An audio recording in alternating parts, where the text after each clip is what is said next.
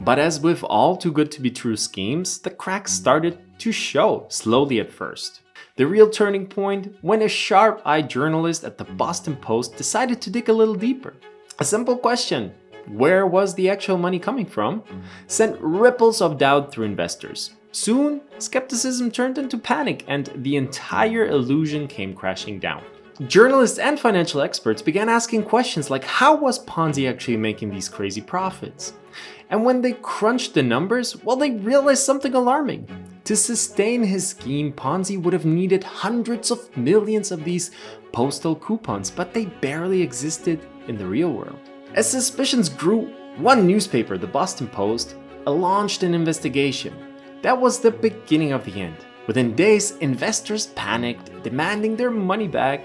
Banks froze his accounts, and Ponzi, well, he tried to keep the act up as long as he could, but the house of cards had already collapsed. In August 1920, Ponzi was arrested and charged with fraud. Turns out, he had swindled investors out of $20 million, which in today's money is over $300 million.